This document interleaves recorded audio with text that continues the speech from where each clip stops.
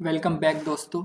आज हम एस के मापा बुक के पेज नंबर 142 के ऊपर जो सम इम्पोर्टेंट सीक्वेंसेस दी हुई है, इन सीक्वेंसेस का एनालिसिस करेंगे और ये जानेंगे कि 1 plus 1 over n power n जो सीक्वेंस है ये मोनोटोन इंक्रीजिंग होती है, बाउंडेड अबोव होती है।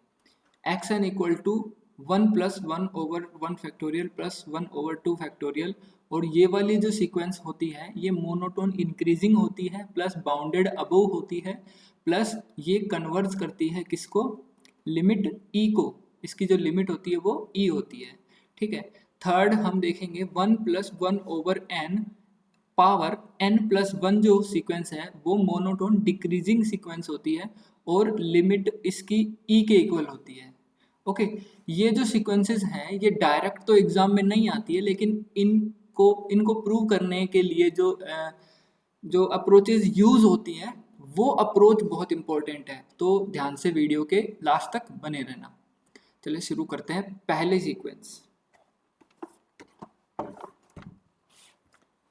सीक्वेंस क्या है, u n equal to 1 plus 1 over n power n. ठीक है। इसको क्या बताना है हमें, इसको बताना है monotone increasing plus bounded above, ये बताना है हमें। ओके। देखो यू एन जो टर्म है वो 1 plus 1 over n power n है। अगर इसकी यू एन प्लस 1 टर्म लिखी जाए, इससे अगली टर्म लिखी जाए, तो क्या होगा, 1 plus 1 over n plus 1 power n plus 1, जहाँ पे n है वहाँ पर 1 ऐड कर दिया। ठीक है। Let us consider n plus 1 positive numbers. अब हम क्या करते हैं, देखो सबसे पहले तो इसको प्रूव करवाऊंगा, उसके बाद में उसकी समरी होगी और समरी में हम जानेंगे कि हमने हर एक स्टेप को क्यों किया, उसका रीज़न जानेंगे। पहले तो इसका प्रूव करेंगे, उसके बाद में समरी में उसके प्रूव के करने का रीज़न जानेंगे एक एक स्टेप का। ओके। अब क्या करते हैं यहाँ पे, let us consider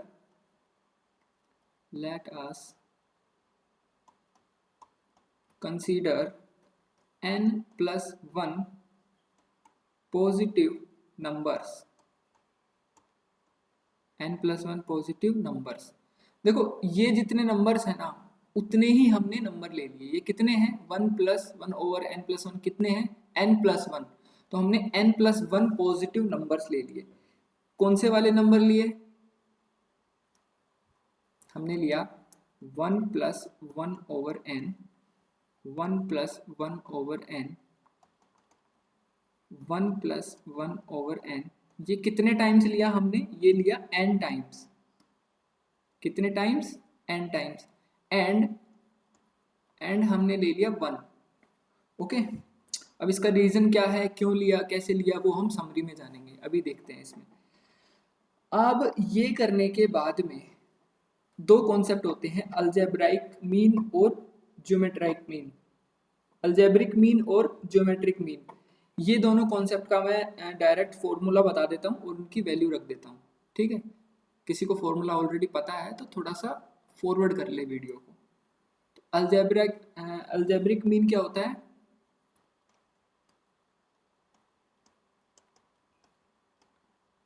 algebraic mean क्या होता है, sum of all terms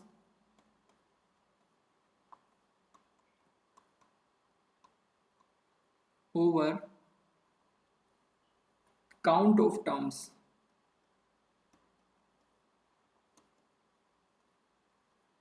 okay.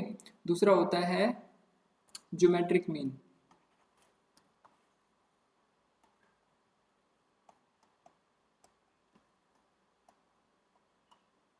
Geometric mean क्या होता है, product of all terms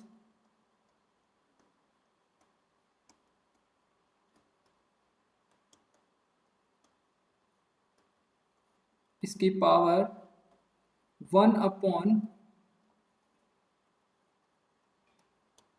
count of terms. Okay. ये होता है, मीन्स n रूट, अगर n काउंट है तो। ठीक है, nth रूट उसकी। ओके। अब देखते हैं, and we know that one thing, कि जो अलजेब्रिक मीन होता है वो हमेशा बड़ा होता है किससे? ज्योमेट्रिक मीन से। अलजेब्रिक मीन हमेशा बड़ा होता है ज्योमेट्रिक मीन से। तो जो हमारी यहाँ पर हमने जो n+1 टर्म्स लिए, n+1 जो टर्म्स लिए हमने, इसका अलजेब्रिक मीन क्या होगा? इन सबको ऐड कर देंगे जितनी बार, इन सबको ऐड कर देंगे। सबसे पहले तो देखो 1/1+1/n 1+1/n ये कितनी बार आ रहा है? ये n बार आ रहा है, तो इसको तो n टाइम्स कर देंगे ना, तो ये ऐड हो जाएगा n बार। उसके बाद में 1 और है, 1 एक्स्ट्रा में है तो इसको भी ऐड कर देंगे। तो टोटल सम कितना आया इसका? सम आएगा इसका n इंटू 1+1/n, ठीक है। और साथ में क्या था? 1 भी था। और टोटल टर्म्स कितनी थी? कितनी टर्म्स ली थी हमने? n+1 ली थी, तो यहाँ पर n+1 आ गया। ये ग्रेटर देन होगा किससे? ज्योमेट्रिक मीन से। ज्योमेट्रिक मीन मतलब इसका प्रोडक्ट कर दिया हमने। देखो 1 को इन सब से मल्टीप्लाई किया तो कोई फर्क नहीं पड़ेगा, इन सब को जब n बार मल्टीप्लाई किया तो पावर में कितनी लग गई? पावर में n लग गई, पावर में n लग गया। इन सबको n बार मल्टीप्लाई किया, 1+1/n को n बार मल्टीप्लाई किया, पावर में n लग गया। अब ये तो सिर्फ इसका मल्टीप्लिकेशन था ना। अब अलजेब्रिक ज्योमेट्रिक मीन के फॉर्मूला से जो इसकी पावर है वो क्या लगनी चाहिए? 1 काउंट ऑफ टर्म्स। तो टोटल काउंट कितने थे इसके? 1 टोटल काउंट कितना है? n+1, ठीक है। ओके, उसके बाद में क्या किया? उसके बाद में इसको सोल्व कर लिया थोड़ा सा, यहाँ कर लेते हैं थोड़ा सा, ठीक है।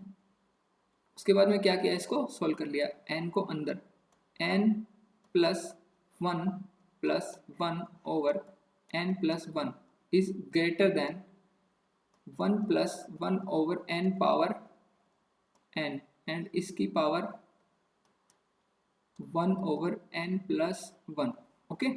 उसके बाद में एक n+1 को अलग कर दिया, एक को अलग कर दिया, ठीक है। तो यहाँ से क्या आएगा? यहाँ से हमें क्या मिला? यहाँ से हमें मिला n+1/n+1 प्लस 1/n+1, ये मिल गया। ये ग्रेटर देन होगा 1+1/n पावर n और इसकी पावर 1/n+1 से, ठीक है। ये कैंसिल आउट हो गए, और जब ये कैंसिल आउट हो गए तो हम इसको क्या लिख सकते हैं? इसको लिख सकते हैं 1+1/n+1। इसकी पावर कितनी?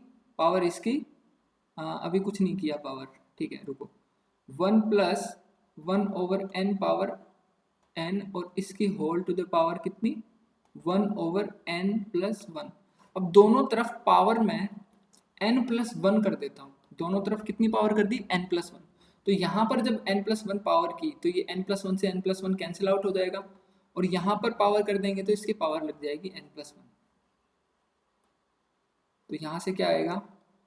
यहाँ से मिला 1+1/n+1 power n+1 is greater then 1+1/n power n, ठीक है। अभी जब स्टार्टिंग में हमने देखा था, जब देखा था तो जो un था वो क्या था? 1+1/n power n।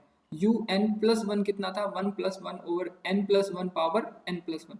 तो ये जो टर्म मिला हमें, ये कौन सा टर्म हो गया? ये हो गया un+1 वाला टर्म, और ये जो टर्म है ये कौन सा है? un वाला टर्म है, ठीक है।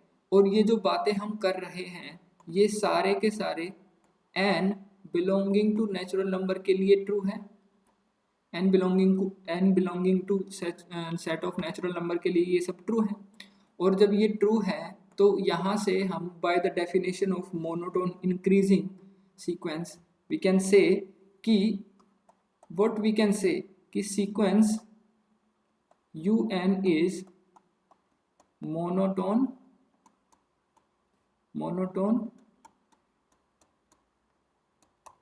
Increasing sequence. यहाँ तक got it?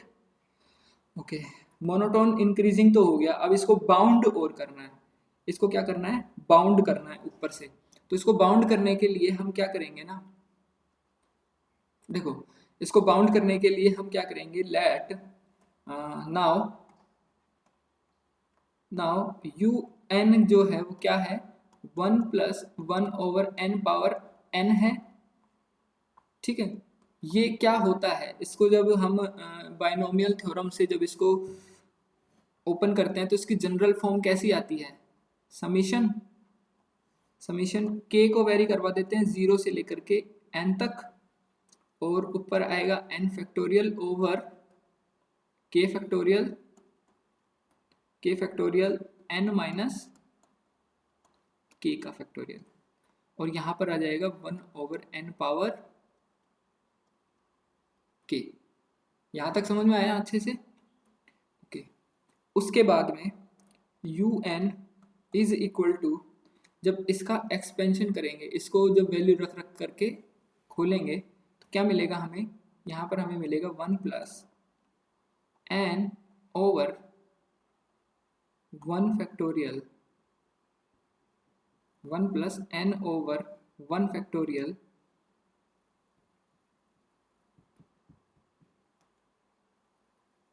Into 1/n plus n into n minus 1 over 2 factorial 1/n power 2 plus, इसी तरह से ये चलता जाएगा, और ये कहाँ तक जाएगा, ये चलते हुए ये जाएगा n माइनस 1 n माइनस 2, और इसी तरह से ये 2 1 ऐसे चलता जाएगा, ऐसे चलता जाएगा। तो और नीचे कितना आ जाएगा, n फैक्टोरियल, और मल्टीप्लाई में 1/n की पावर n फैक्टोरियल, वो 1/n की पावर n, ओके। तो अब इसकी थोड़ी सी फॉर्म चेंज कर लेते हैं कि हमें लास्ट में मिलने क्या वाला है, ठीक है। तो इसकी अगली स्टेप लिखने से पहले एक छोटा सा कॉन्सेप्ट देख लेते हैं। देखो n से n तो यहाँ पे कैंसिल हो गया हमारा, तो यहाँ पे 1+1 ही मिलने वाला है। अब इसको देखते हैं कि इसका सॉल्यूशन किस तरह से आएगा, ठीक है। इसको देखने के लिए क्या करेंगे, n को अंदर मल्टीप्लाई किया तो n² minus n over n, तो यहाँ से कितना आया, यहाँ से आया कितना आया 1 सेकेंड, देखो ये नीचे n² था तो यहाँ पे स्क्वायर लगा देंगे ना, तो जब इसको सोल्व करेंगे तो ये क्या आया 1 माइनस 1/n मिला हमें, ओके। अब इस टर्म को तो हमने सोल्व कर लिया, इसके अगले वाली टर्म किस तरह की दिखेगी, इसके अगले वाली टर्म दिखेगी n minus 1 n minus 2 over n cube, ठीक है। n वाली टर्म उठा रहा हूँ सिर्फ, इसके अगले वाली टर्म कुछ इस तरह की दिखेगी। तो इस n क्यूब को दो जगह डिस्ट्रीब्यूट कर दिया, इन दोनों के नीचे तो लगा दिया मैंने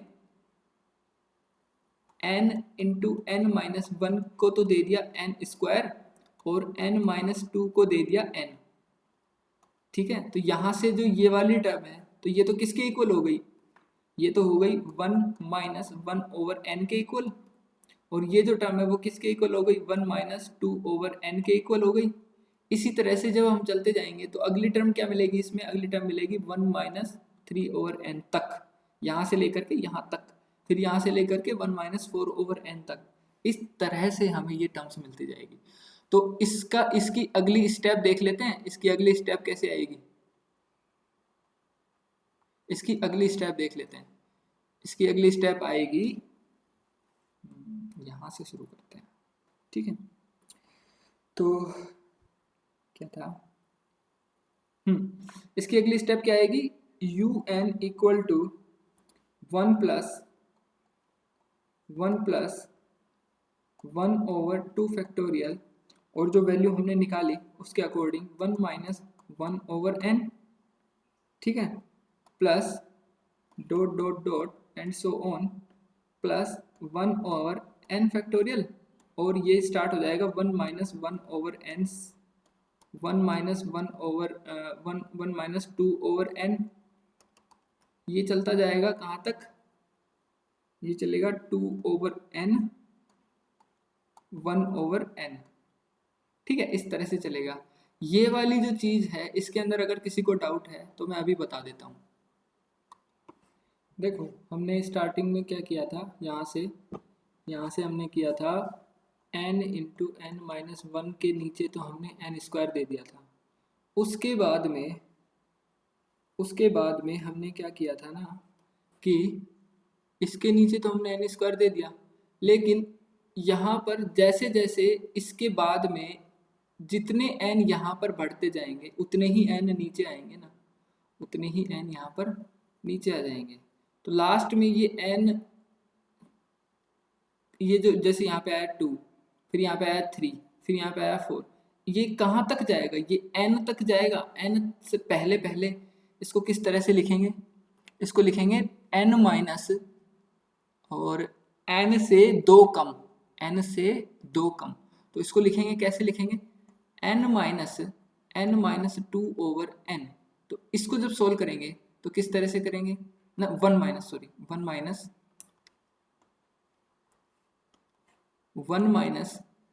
2/n। तो इसको सोल्व करेंगे तो क्या आएगा, n minus n plus 2/n।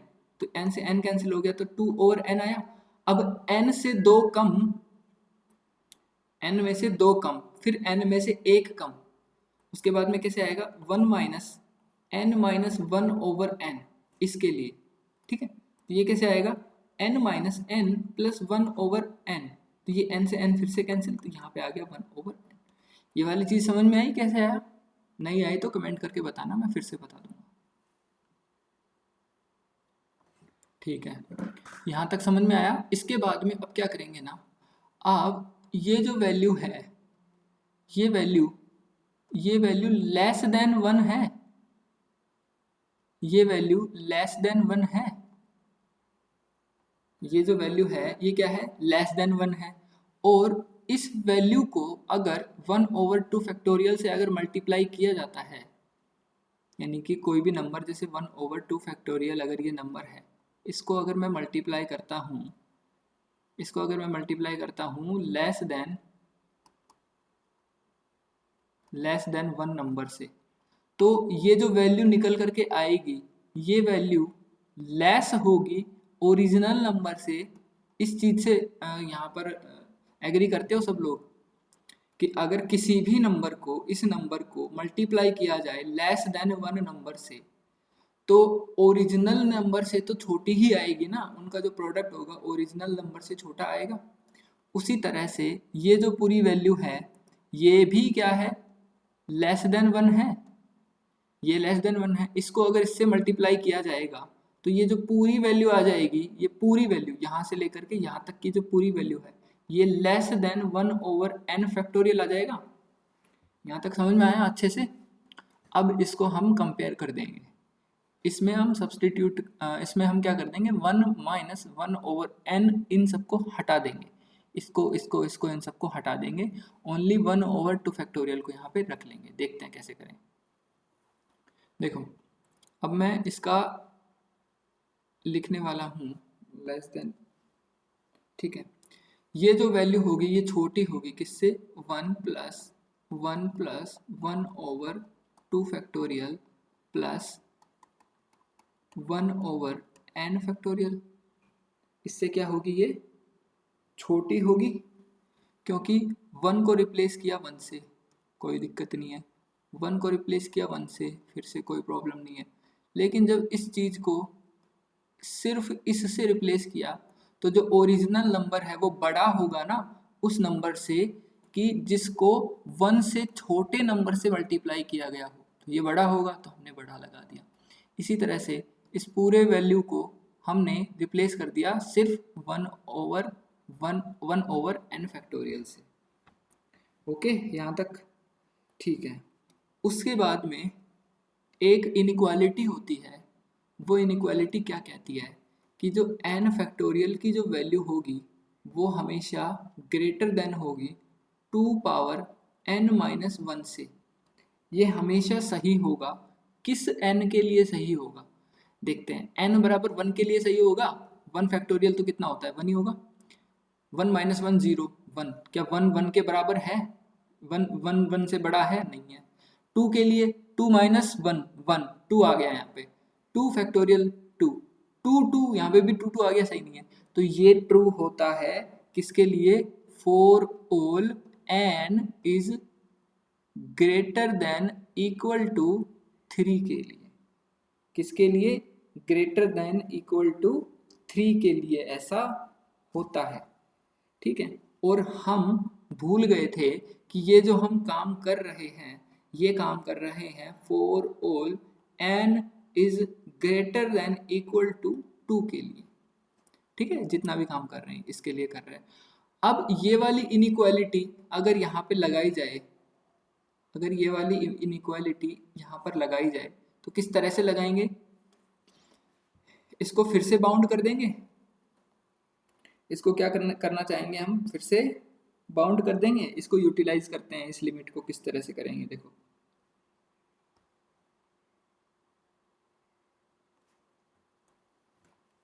यहाँ पे हमें दिया हुआ है 1 plus 1 over 2 factorial plus 1 over n factorial, ठीक है।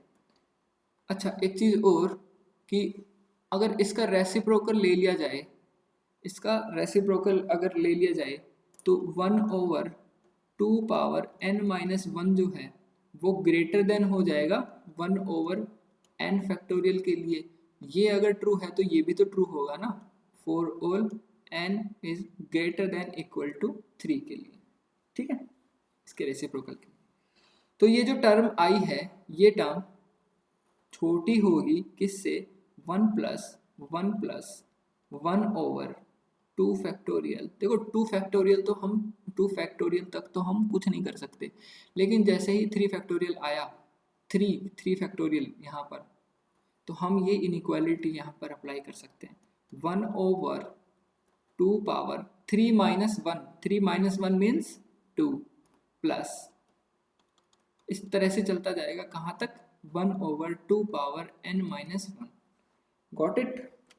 और ये ट्रू है for all n is greater than and equal to, greater than और इक्वल टू 3 के लिए, ओके। चलो आगे देखते हैं। अब यहाँ से अगर इस टर्म से स्टार्ट किया जाए 1 से लेकर के और आगे की जो भी टर्म देखी जाए, तो ये हमें एक जीपी मिल रही है। ये हमें क्या मिल रही है? जीपी। और इस जीपी का जो फर्स्ट टर्म है a, वो कितना है? 1 है। और इस जीपी का जो r है वो कितना है? r 1 ओवर 2 है, ठीक है। तो जीपी के n टर्म्स का सम किस तरह से निकालेंगे? देखो यहां से लेकर के 1 ओवर 2 फैक्टोरियल से लेकर के 1 over 2 power n minus 1 factorial तक तो कितनी टर्म्स मिली? 1 2 3 4 5 n माइनस 1, तो कितनी मिली टोटल? n माइनस 1 टर्म्स मिल गई यहां से लेकर के यहां तक, और एक मिल गया हमें ये खुद 1। तो टोटल कितनी टर्म्स हो गई? टोटल टर्म्स हो गई n। तो यहाँ पर हम लगा देंगे कि जीपी के n टर्म्स का जो सम होता है वो कितना होता है? जीपी के n टर्म्स का सम कितना होता है? यहाँ पे फॉर्मूला लिख देता हूँ, s n a into 1 minus r n, r power n over 1 minus r, ठीक है। ये फॉर्मूला होता है। तो इस फॉर्मूला को जब यहाँ पे लिखेंगे हम, तो 1 प्लस 1 तो पहले से था, उसके बाद में 1 इंटू 1 माइनस आर कितना है? 1 ओवर 2। अच्छा 1 ओवर 2 का होल फैक्टोरियल, वो होल पावर n, तो 1 पावर n तो 1 ही रहने वाला है, तो 2 की पावर n लगा दूं यहाँ पे। उसके बाद में नीचे क्या आएगा? 1 माइनस 1 ओवर 2, ठीक है। जो हमारी जो सीक्वेंस जो सीरीज है वो सीरीज छोटी हो जाएगी, इससे छोटी हो जाएगी, ठीक है। तो हाँ, अब क्या करेंगे? इसको सॉल्व कर लेंगे, इसको हम सॉल्व कर लेंगे।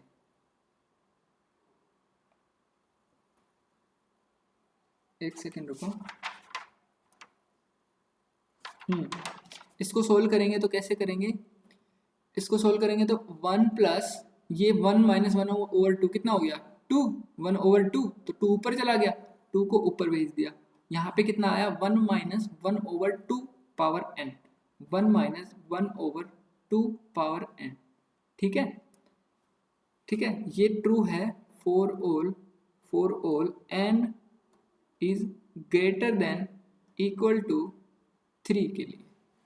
ठीक है, और यहाँ पर हमारी जो un थी वो un लिख देंगे। यहाँ पर क्या थी हमारी un को लिख दिया।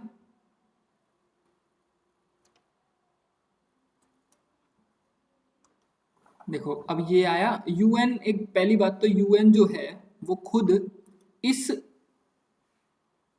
टर्म से छोटी थी। ठीक है, और ये टर्म खुद छोटी है इस टर्म से, तो अब un जो है वो खुद इस पूरी टर्म से तो हमेशा छोटी ही रहेगी ना। तो अब n को जब इनफाइनाइट टेंड करवाते हैं, n की वैल्यू जब इनफाइनाइट की ओर भेजते हैं तो 1/2 पावर n ये जो टर्म है वो चली जाएगी कहाँ पर, जीरो की ओर। ये जीरो की ओर चली जाएगी और ये जो पूरी वैल्यू है, इस वैल्यू, ये जो वैल्यू है ये कितनी आ जाएगी, ये आ जाएगी 3। ये कितनी आ जाएगी 3। तो un जो है वो बाउंड हो गया 3 से, चाहे जो भी हो जाए un जो है वो 3 से तो छोटा ही रहने वाला है, 3 के बराबर भी कभी नहीं बनेगा, 3 से छोटा ही रहने वाला है। यहाँ से हमने क्या किया, बाउंडेड प्रूव कर दिया। So that what we can say और ये जो बात हम कर रहे हैं, ये बात कर रहे हैं for all n belonging to natural number. अच्छा, अब आप यहाँ पे बोलेंगे ये तो 3 से बड़े के लिए बात कर रहे हैं। अरे जब हम लिमिट देखते हैं तो छोटी वैल्यू के लिए तो देखते नहीं है ना, वैल्यू को जितना चाहे उतना आगे बढ़ाते हैं तब पता चलता है लिमिट क्या है उसकी। तो जब पूरे नेचुरल नंबर्स के लिए देखेंगे तो ये चीज़ ट्रू आएगी यहाँ पे। ठीक है, तो अब इसका कंक्लूजन देख लेते हैं। कंक्लूजन क्या बोलेगा, कंक्लूजन बोलेगा it implies that sequence is bounded above. फटाफट से क्वेश्चन नंबर 2 भी देख लेते हैं। क्वेश्चन नंबर 2 क्या है, एक्स एन जो है वो है 1 प्लस 1/2 फैक्टोरियल प्लस ऐसे चलता जाएगा 1/n फैक्टोरियल तक चलेगा। ठीक है, इसको क्या बोला था, मोनोटोन इंक्रीजिंग बोला था ना, और बाउंडेड अबव बोला था, प्लस उसके बाद में क्या बोला था, लिमिट जो है, limit n tending to infinity x n की कितनी है, ई के इक्वल है, ये बोला था। तो इसको प्रूव करने के लिए हम क्या करेंगे, हम करेंगे x n is equal to, x n तो दिया हुआ है, एक्स एन प्लस 1 की फॉर्म लिख लेंगे। एक्स एन प्लस 1 की फॉर्म क्या आएगी, 1 + 1 + 1/2 फैक्टोरियल प्लस इस तरह से चलता जाएगा 1/n factorial plus 1/n + 1 factorial. Okay, n + 1। जब यहाँ पर xn + 1 माइनस xn की वैल्यू निकाली जाती है तो यहाँ से ये वाली टर्म माइनस ये वाली टर्म, तो ये यहाँ से लेकर के यहाँ तक की पूरी टर्म कैंसिल आउट हो गई, इससे कैंसिल आउट हो गई। तो यहाँ पे क्या बचा, 1/n + 1 फैक्टोरियल। ठीक है, और ये जो भी जितनी भी वैल्यू है ये हमेशा पॉजिटिव रहेगी। ये क्या रहेगी, positive for all n belonging to natural number, ये हमेशा पॉजिटिव रहने वाली है। ओके, उसके बाद में हमें यहाँ से क्या मिला, हमें यहाँ से मिला xn + 1 की जो वैल्यू है xn से हमेशा बड़ी रहेगी for all n belonging to set of natural number. Okay, हमने क्या कर दिया, इसको यहाँ से क्या इम्प्लाई हो गया, यहाँ से इम्प्लाई हो गया कि xn is monotone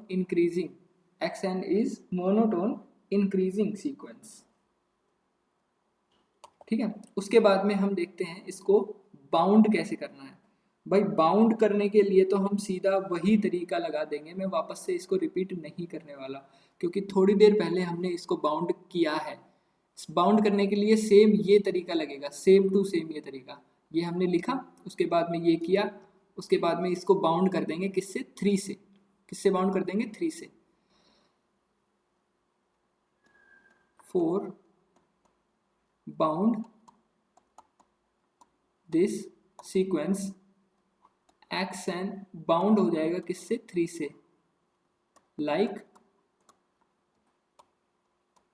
above case. Okay, ऊपर जैसे हमने इसको बाउंड किया था वैसे ही ये 3 से बाउंड हो जाएगा। तो बाउंड हो गया और मोनोटोन इंक्रीजिंग हो गया। देखो, monotone increasing plus bounded above क्या इंप्लाई कर देता है, इंप्लाई कर देता है एक्शन जो है वो एक्शन इज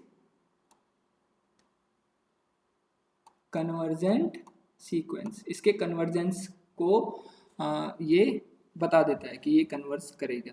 अच्छा, अब हम क्या करेंगे, अब हम इसकी लिमिट बताएंगे। इसकी लिमिट जो है वो e के इक्वल है। वैसे तो हमें सबको पता है कि e का जो एक्सपेंशन होता है वही दिया हुआ है, 1 + 1/1 फैक्टोरियल प्लस 1/2 फैक्टोरियल। ये जो है ये e का ही एक्सपेंशन है, तो ऑब्वियसली लिमिट भी e ही होगी।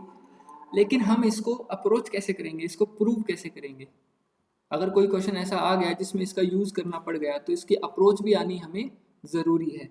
तो इसकी अप्रोच करने के लिए हम क्या करेंगे, एक चीज़ हम मान करके चलेंगे, एक रिजल्ट हमें मान करके चलना है कि नाउ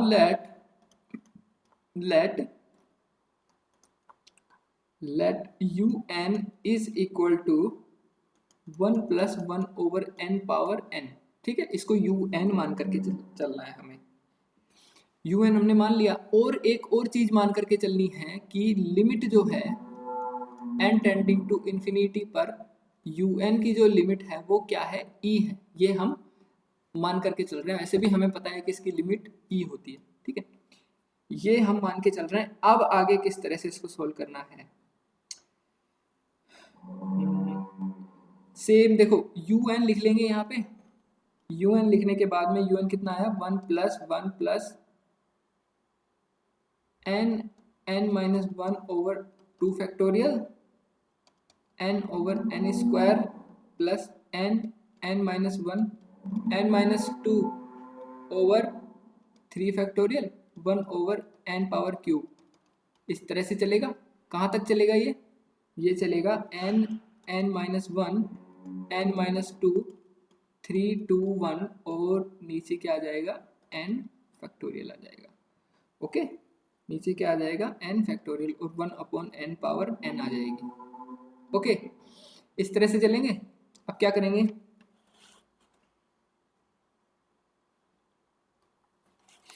करेंगे, यहाँ पे, अब इसको फिर से उसी फॉर्म में चेंज कर देंगे जिस फॉर्म में हमने फर्स्ट क्वेश्चन को चेंज किया था। फर्स्ट क्वेश्चन को किस तरह से चेंज किया था, n × n-1/n स्क्वायर था ना, उसको हमने किस तरह से चेंज किया था, उसको हमने चेंज किया था कैसे, n 1 - 1/n से चेंज किया था।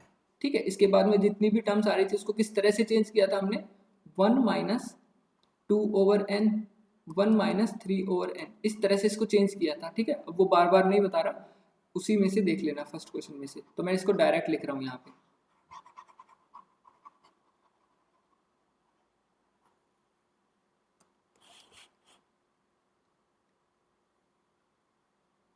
ठीक है, उसके बाद में un जो है वो किस तरह की दिखेगी, un दिखेगी 1 + 1 + 1/2 factorial 1 - 1/n plus ... 1/n factorial 1 - 1/n factorial 1 - 2/n factorial. और अभी थोड़ी देर पहले इसका रीजन भी मैंने बताया था कि 2/n क्यों आएगा और 1/n क्यों आएगा लास्ट में। ठीक है, इसको फिर से मैं बाउंड कर देता हूँ। किससे बाउंड कर देता हूँ इसको बाउंड कर देता हूँ 1 + 1 + 1/2 फैक्टोरियल। इस पूरी टर्म को 1/2 फैक्टोरियल से बाउंड कर दिया, प्लस इसको बाउंड कर दिया 1/n फैक्टोरियल से उस पूरी टर्म को। फर्स्ट क्वेश्चन में मैंने बहुत अच्छे से एक्सप्लेन किया है। ठीक है, बाउंड कर दिया। अब ये जो बाउंड कर दिया, जो हमें ये जो सीक्वेंस मिली है, ये सीक्वेंस कौन सी है, ये सीक्वेंस है हमारी कौन सी, एक्शन है, जो हमने एक्शन ली थी। तो un जो हो गई वो बाउंडेड हो गई किससे, एक्शन से। ठीक है, un किससे बाउंडेड हो गई, xn से। अब दोनों तरफ अगर लिमिट लगा देते हैं, limit n tending to infinity, n tending to infinity, दोनों तरफ अगर देखते हैं हम तो यहाँ से क्या मिलेगा, लिमिट un की कितनी थी, un की तो लिमिट e थी, हमने स्टार्टिंग में मान लिया था, और e से बाउंडेड हो गया कौन, xn, limit n tending to infinity, e से बाउंड हो गया। इसको मान लेते हैं इनइक्वालिटी 1, इसको क्या मान लेते हैं, इनइक्वालिटी 1, इनइक्वालिटी 1। ओके, अब देखते हैं, ई से इसको नीचे से बाउंड कर दिया, अब ई से इसको ऊपर से भी बाउंड कर दें तो ये लिमिट सीधा ई को ही पहुंच जाएगी, ई से इसको ऊपर से भी बाउंड कर दें। तो इसके लिए हम क्या करते हैं, इसके लिए हम छोटे बड़ी की चीज देखते हैं कि ऐसा कोई नंबर मिल जाए जो इससे बड़ा हो, इससे क्या हो, बड़ा हो। ठीक है, तो सबसे पहले u1 लिखते हैं, u1 लिख लिया, u1 क्या था, 1 plus 1 over 2 factorial 1 minus 1 over n plus इस तरह से, और ठीक है एक लाइन भूल गया यहाँ पे लिखना, यहाँ पे आएगा late m belonging to n then for each m is less than n। m जो है ना, m वो n से छोटा है, उस छोटे m के लिए, मेरी घिचपिच हो गया, इसको दोबारा से करते हैं, एक second.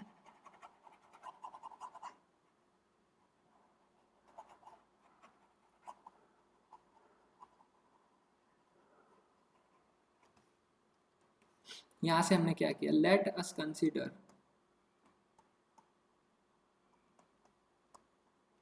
A natural number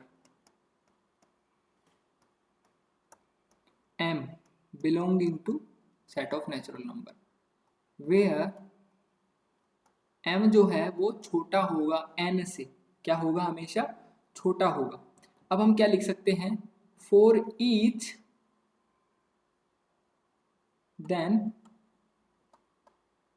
then for each m is less than n, हम क्या लिख सकते हैं, आगे देखना,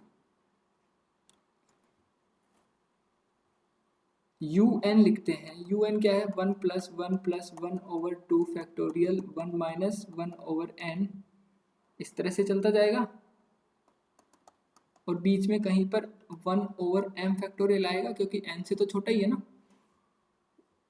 1 minus 1 over n 1 minus 2 over n, इस तरह से चलता जाएगा। और ये कहाँ तक चलेगा, ये चलेगा 1 minus m minus 1 over n तक चलेगा। ये m minus 1 minus m minus 1 over n तक ही क्यों चला, ये मुझे कमेंट करके बताना, ठीक है। बाकी मैं भी बता दूंगा इसका रीज़न, तो कमेंट क्या कमेंट करोगे, दुख पाओगे फालतू में, है ना, थोड़ा कष्ट नहीं देना चाहता मैं आप लोगों को। तो इसका रीज़न ये है, देखो 1 ओवर 2 फैक्टोरियल है, तो 1 ओवर 2 फैक्टोरियल जब है तो ये 1 तक चला, 1 ओवर 3 फैक्टोरियल होता तो ये 2 तक चलता, इस तरह से 1 ओवर m फैक्टोरियल है तो ये कहाँ तक चलेगा, m माइनस 1 तक ये चलेगा यहाँ पर, ठीक है। उसके बाद में प्लस ये और चलेगा आगे, कहाँ तक, ये चलेगा 1 over n factorial 1 minus 1 over n 1 minus 2 over n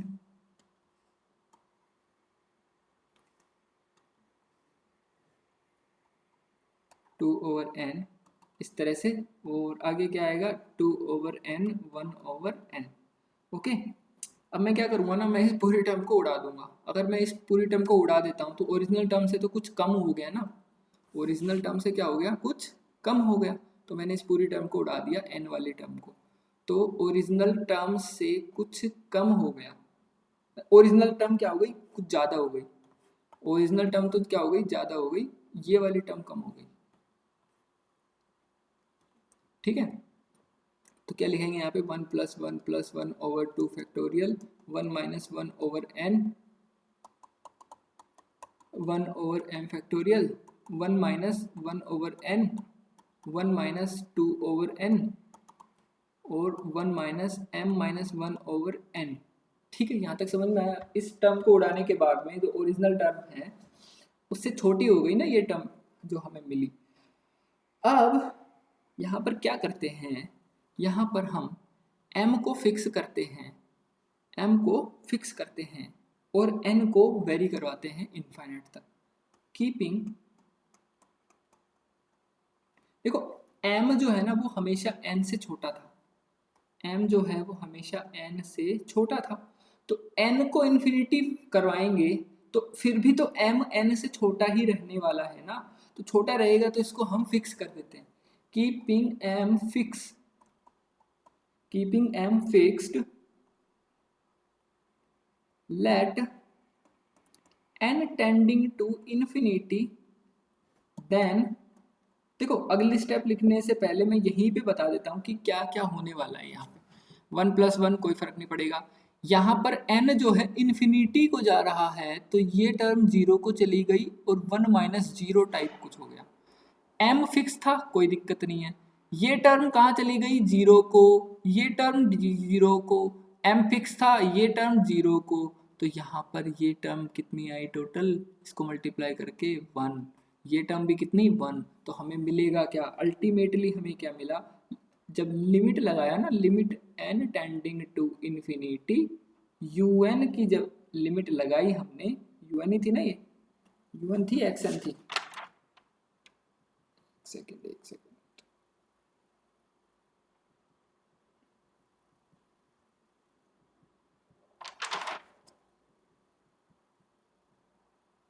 एक सेकेंड रुको, un था या xn था, हाँ un ही था, ये un ही था। ओके, तो इसकी जो लिमिट है ना वो इक्वल होगी या तो या बराबर होगी किसके, किसके 1 + 1 + 1/2 फैक्टोरियल प्लस 1/m फैक्टोरियल। ठीक है, इसके या तो इक्वल होगी या फिर इसके बराबर होगी। ये बराबर वाला केस क्यों आ रहा है, मुझे इसका आंसर चाहिए कमेंट सेक्शन में, कमेंट करके बताना कि ये जो बराबर वाला केस है ये क्यों आ रहा है, ये हमेशा ही बड़ी क्यों नहीं हो रही है। ठीक है, तो इसका आंसर मुझे कमेंट करके बताना, अगर फिर भी नहीं आएगा तो फिर मैं बता दूंगा। देखो अब जो un की जो लिमिट थी वो स्टार्टिंग में हमने देखी थी, un क्या माना था, un को क्या माना था 1 + 1/n माना था और इसकी पावर n थी, और जब इसकी लिमिट देखी थी तो ये कहाँ जा रहा था, e को जा रहा था, तो इसकी जगह हम क्या लिख देंगे, e is greater than equal to, और ये जो टर्म है हमारी, ये जो टर्म है एट द एंड ऑफ, ये जो टर्म है इस टर्म को क्या बोल देंगे, इस टर्म को हम xm बोल देंगे, इस टर्म को क्या बोल देंगे, xm बोल देंगे यहाँ से। ठीक है, xm बोल दिया। अब क्या करेंगे, इसको इसको इनइक्वालिटी 2 दे देंगे, अभी रुको, इसको मत दो इनइक्वालिटी 2। अब क्या करेंगे यहाँ से, this inequality holds true for every m,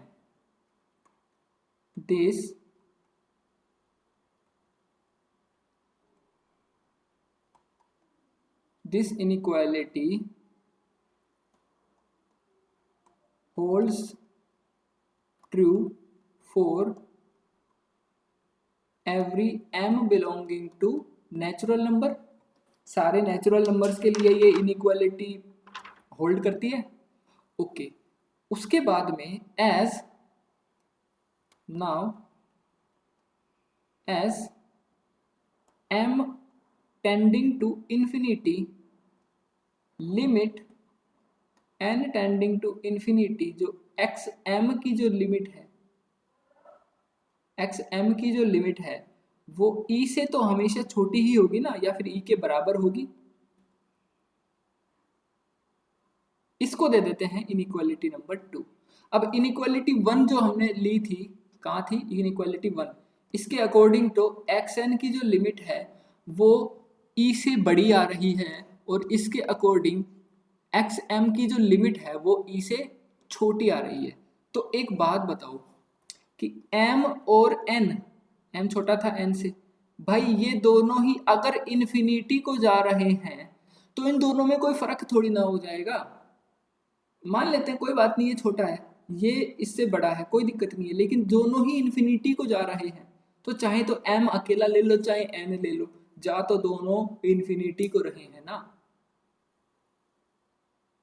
ठीक है, तो यहाँ पर m की जगह n भी लिखा जा सकता है, कोई प्रॉब्लम नहीं है। तो यहाँ से हम e is less than equal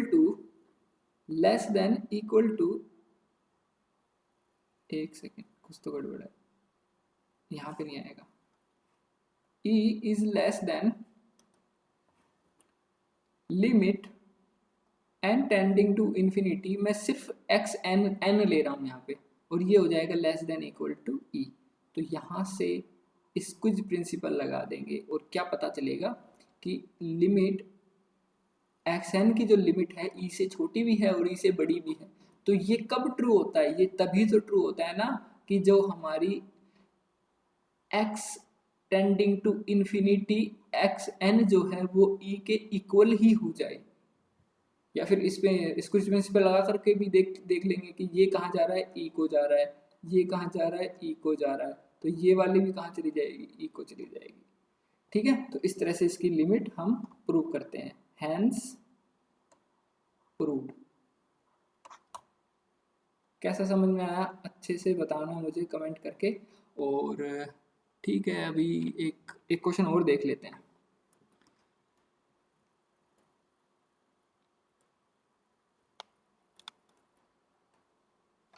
नहीं यार, एक क्वेश्चन और नहीं देख सकते, ये बहुत गर्म हो चुका है। चलो ठीक है, बाय बाय, टाटा।